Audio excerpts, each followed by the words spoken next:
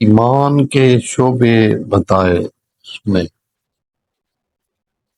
بسم اللہ الرحمن الرحیم۔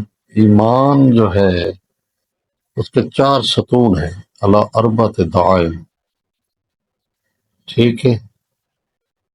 4 ستونوں میں سے پہلا جو ستون ہے وہ صبر ہے، دوسرا یقین ہے، تیسرا عدل ہے، چوتھا جہاد ہے۔ آج ہم جو ہے نا پارٹ فرسٹ میں صرف صبر کی بات کرتے ہیں۔ صبر جو ہے اس کا معنی ہے ڈٹ جانا۔ یہ جو بادل ہوتا ہے، کالا بادل جو برستا ہے، جم کر برستا ہے، اس کو بھی صبورہ کہتے ہیں۔ پہاڑ جو اپنی جگہ قائم ہے اس کو بھی صبیر کہتے ہیں۔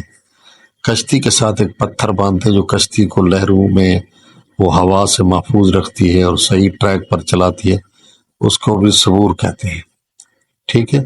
صبر کا معنی ڈٹ جانا، تحمل کرنا، برداشت کرنا، ٹھیک ہے، مشکلات کا مقابلہ کرنا اور اپنا مقصد نہ چھوڑنا، اس کو صبر کہتے ہیں۔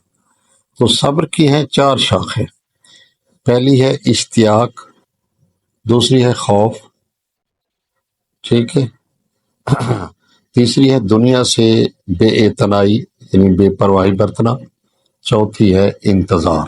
یہ 4 شاخیں ہیں، اور اس کی وہ وضاحت فرما رہے ہیں نہج البلاغہ میں، فرمایا کہ اشتیاق سے کیا مراد ہے؟ فرمایا اس لیے کہ جو جنت کا مشتاق ہوگا وہ خواہشوں کو بھلا دے گا، اس کو کہتے ہیں اشتیاق، ٹھیک ہے۔ جنت کا جو شوقین ہوگا تو وہ دنیا کی خواہشوں کو بھلا دے گا، اور جو دوزخ سے خوف کھائے گا وہ محرمات سے کنارہ کشی اختیار کرے گا۔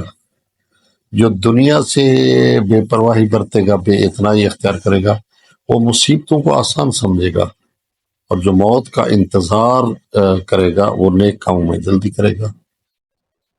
تو یہ دیکھیں، یہ بہت خوبصورت ایک مولا کا فرمان ہے، اور اس میں جو مطالب ہیں، اب ہم نے صرف ایک صبر کی بات کی ہے، اگلے میں ہم یقین کی بات کریں گے، پھر اگلی ویڈیو میں عدل کی، پھر اگلی ویڈیو میں جہاد کی۔ سمجھیں اس کو اور عمل کریں۔